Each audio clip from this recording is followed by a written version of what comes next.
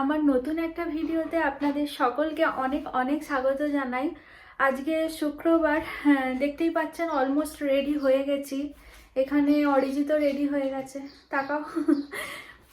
দুজনে যাচ্ছি আবার একটা জায়গায় ঘুরতে। কোথায় যাচ্ছি সেটা তো ভিডিও শেষে আপনারা জানতেই পারবেন। আপাতত এখন বেরোবো।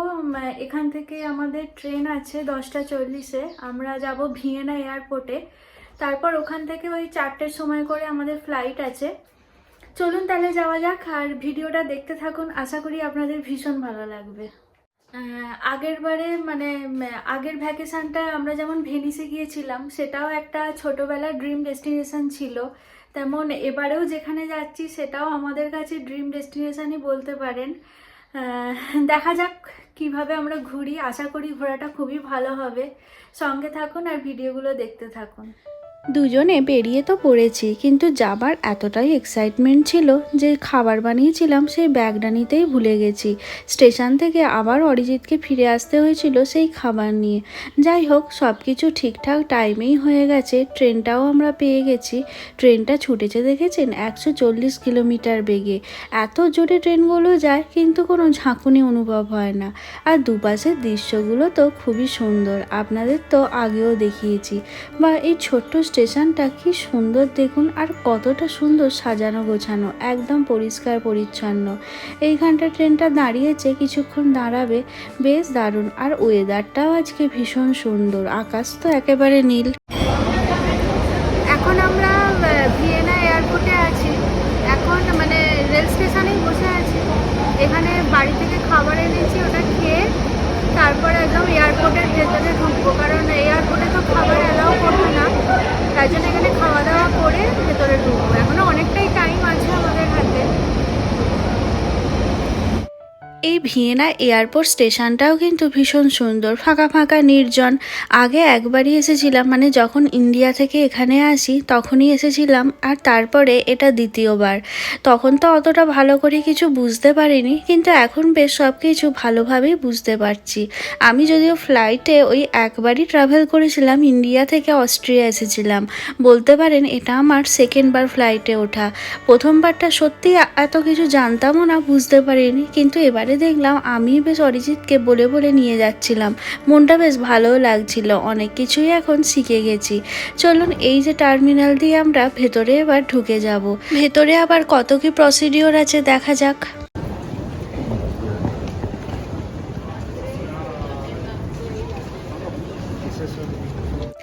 আমাদের ব্যাগ ড্রপিং, সিকিউরিটি চেকিং সমস্ত কিছু হয়ে গেছে। এখন এই এয়ারপোর্টের ভেতরটা ঘুরে বেড়াচ্ছি। জল তো আর বাইরে থেকে অ্যালাউ করে না, তাই ভেতর থেকে একটা জলের বোতলও কিনতে হলো। আর ভেতরে কি দাম জানেন? এই যে দেখুন, পরপর সব ফ্লাইটগুলো দাঁড়িয়ে আছে। এখান থেকেই মনে হচ্ছে সব রায়ানএয়ারের ফ্লাইটগুলো ছাড়ে, পরপর তো ওইগুলোই দেখতে পাচ্ছি। বেশ ভালো লাগছে। এতগুলো প্লেনের ওঠানামা দেখতে কিন্তু সবসময় ভালোই লাগে। আর এই ইন্টারন্যাশনাল এয়ারপোর্টগুলো এতটা বড় হয়, এই যে আমরাই যেমন এই সি ব্লকের কাছে আসতে গিয়ে মনে হয় 3 কিলোমিটার হেঁটেই ফেললাম। হেঁটেই যাচ্ছি, যেন রাস্তা আর শেষ হচ্ছে না। অবশেষে এখানটায় এসে দাঁড়ালাম, আর কখন গেট নাম্বারটা দেবে সেটারই অপেক্ষা করছি। তবে বেশ খানিকক্ষণ এখনও দেরি আছে। এখানটা দাঁড়িয়ে দাঁড়িয়ে সবারই যাতায়াতগুলো দেখছিলাম। আর এটা দেখুন কি সুন্দর, অটোমেটিক নিজেই পরিষ্কার করে দিচ্ছে। চলুন এখানে দাঁড়িয়ে দাঁড়িয়ে কিছুক্ষণ ফ্লাইট দেখি, তারপরে আবার গেট নাম্বারটা দিলে গেটের দিকে এগিয়ে যাব।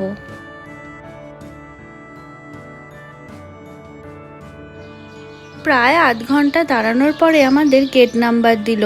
এবার চলুন গেটের দিকে এগিয়ে যাই। সেখান পর্যন্ত হাঁটতেও মনে হয় প্রায় 1 কিলোমিটার আমাদের হাঁটতে হবে। এই যে আর কিছুক্ষণের মধ্যে বোর্ডিং স্টার্ট হয়ে যাবে। আর সামনে যাদের দেখতে পাচ্ছেন ওগুলো হলো আমাদের ফ্লাইটেরই ক্যাপ্টেন। অবশেষে বোর্ডিং ডান, এবার ফ্লাইটে ওঠার পালা। তবে ফ্লাইট ছাড়তে মনে হয় দেরি হবে, অলরেডি আধ ঘন্টা লেট। আর ইউরোপের এক জায়গা থেকে আর এক জায়গায় যেতে গেলে এই রায়ানএয়ারই কিন্তু বেশ সস্তা পড়ে, অন্যান্য এয়ারলাইন্সগুলো কিন্তু ভালোই কস্টলি। আর জানেন তো আমরা না সিট বুকিং করিনি, কারণ বেশিক্ষণের ফ্লাইট নয়, মাত্র 1.5 ঘন্টার। আর এই ফ্লাইটে সবেতেই টাকা, সিট বুকিং করতে গেলেও টাকা, আবার উইন্ডো সিট পেতে গেলেও টাকা। যথারীতি আমাদের একসাথে সিটও পড়েনি, আর আমরা কেউ উইন্ডো সিটও পাইনি। তাই জন্য বাইরের সেরকম ভিডিও আমাদের আর করা হয়নি, যতটা পেরেছি একটু একটু করেছি। এমনকি এখানে আমরা যে লাগেজ নিয়ে যাচ্ছি, লাগেজটাও আলাদা করে বুক করতে হয়েছে, তার জন্য টাকা লেগেছে। ফ্লাইটের ভেতর তো আর সেভাবে কোনো ভিডিও করিনি, তাই জন্য এই যে দেখুন ফ্লাইট থেকে নেমে আবার ভিডিও করছি। এখন প্রায় সন্ধ্যে 6:30 মতো বাজে, কিন্তু এখনও কত রোদ দেখেছেন। এবার তো বলে দিই আমরা কোথায় এসেছি। আমরা এসেছি প্যারিস, কিন্তু রায়ানএয়ার প্যারিসের মেন এয়ারপোর্ট যেহেতু নয়, তাই জন্য এটা কিন্তু একদমই সিটি সেন্টারে নয়। এটা সিটি সেন্টার থেকে প্রায় 120 কিলোমিটার দূরে। এই যে দেখুন অরিজিৎ লাইন দিয়েছে, আমরা বাসের টিকিট কাটছি। তবে কোনো সমস্যা নেই, একদম এয়ারপোর্টের বাইরে থেকেই বাস যায় প্যারিস পর্যন্ত, প্রায় 1.5 ঘন্টার মধ্যেই পৌঁছে দেয়। ওইদিকে টিকিটটা কেটে নিয়েছিল, আর আমি ওদিকে ব্যাগটা কালেক্ট করে নিয়েছিলাম। এরপর আমরা বাসের দিকে হেঁটে যাচ্ছি। টার্মিনাল 2 থেকে বেরিয়েই বাস স্টপ। আর এই যে এয়ারপোর্টটা, এটা কিন্তু ভীষণ ছোট একটা এয়ারপোর্ট, আর এখানে শুধুমাত্র এই রায়ানএয়ারই ওঠানামা করে, মানে ইউরোপের প্রতিটা দেশের সাথে। এই যে টিকিট চেক করে আমরা চলে এসেছি। বাসটা কত সুন্দর দেখতে না। তবে আমরা না প্রথমে একটু ভয় পাচ্ছিলাম যে সব কিছু একা একা দুজনে পারবো কি না। আসলে অচেনা দেশ তো, সব কিছু যে কীভাবে গুলিয়ে যাবে। কিন্তু এয়ারপোর্টের বাইরে বেরিয়ে দেখলাম সব কিছু কিন্তু ভীষণই সহজ, কোনো রকম কোনো প্রবলেম আমাদের হয়নি। এয়ারপোর্ট থেকে বেরিয়েই একদমই বাস দাঁড়িয়ে আছে। আর আমরা বেশ ভালো সিটও পেয়ে গেছিলাম। বাসের ভেতরটা ভীষণ আরামদায়ক, একদম এসি থেকে শুরু করে সমস্ত কিছুই আছে। আর বাইরেটা দেখুন, এয়ারপোর্ট থেকে জাস্ট ছেড়েছে, কিন্তু বাইরেটা দারুণ সুন্দর। মনে হয় এই 1.5 ঘন্টা জার্নি খুব একটা কষ্ট হবে না। বাসটা দারুণ স্পিডে চলছিল আর ভীষণ স্মুথ। আমরা তো আরামেই গেছি, একটু আবার ঘুমিয়েও পড়েছিলাম। এই যে প্রায় 1 ঘন্টা আসার পরে এবার আস্তে আস্তে শহরের দেখা মিলছে, মানে আস্তে আস্তে আমরা প্যারিস এবার ঢুকেই যাব। আর একটু গেলেই হয়তো প্যারিসের বাস স্ট্যান্ডে আমাদের নামিয়ে দেবে। আমাদের তো দেখছি আসতে কোনো অসুবিধাই হলো না। বাসটা যেখানে নামিয়েছে দেখুন, তার একদম সামনেই হলো মেট্রো স্টেশন। এখান থেকে মেট্রো টিকিট কেটে আমরা মেট্রো করে হোটেলে পৌঁছে যাব। আমাদের হোটেলে যেতে গেলে আবার 3টে মেট্রো চেঞ্জ করতে হবে। কিন্তু এখানে আসার পর প্রথম একটু ভয় পেলেও পরে দেখলাম মেট্রো কানেকশান এত ভালো যে কোনো অসুবিধেই নেই। একটা মেট্রো থেকে নামছি, আবার পরের মেট্রোর ডিরেকশান এত ভালোভাবে দেয়া আছে আর কি বলবো। আর গুগল ম্যাপ তো আছেই। সব কিছু করে আমরা দেখুন হোটেলের সামনের মেট্রো স্টেশনে নেমে পড়েছি। এখনও দিনের আলো আছে যদিও, কিন্তু প্রায় রাত 10টা বেজে গেছে। আমরা ভেবেছিলাম আজকে হয়তো আবার মানে হোটেলে চেকিং করে আমরা কিছুক্ষণ বাইরে বেরোবো, কিন্তু আর পারবো না হয়তো, কারণ শরীর একদম দিচ্ছে না। এবারে গুগল ম্যাপের ভরসা করে আমরা আমাদের হোটেলটা খুঁজে বেড়াচ্ছি।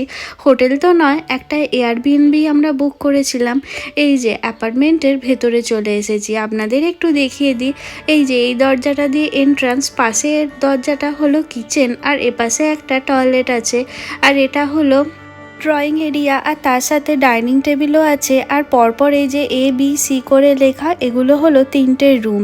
আর কোনো গেস্ট আছে কিনা জানি না, কারোর তো সারা শব্দ পাচ্ছি না। আর এখানে একটা বেসিন, আর এটা হলো শাওয়ার এরিয়া। আর একদম তার পাশে C নাম্বার রুমটাই হলো আমাদের। অ্যাপার্টমেন্টটা মানে ফ্ল্যাটটা তো ভীষণ ভালো লেগেছে। জানি না, রুমগুলো বেশ সুন্দর, পরিষ্কার পরিচ্ছন্ন, আর খোলা জানলাটাও খুব সুন্দর। আর যেহেতু একদম 6 তলার ওপরে, বাইরের ভিউটাও কিন্তু অসাধারণ। আজকে হয়তো আর বাইরে বেরোতে পারবো না, শুধু হয়তো সামনেই একটা দোকান আছে, ওখান থেকে খাবার কিনে এনে খেয়ে নেবো।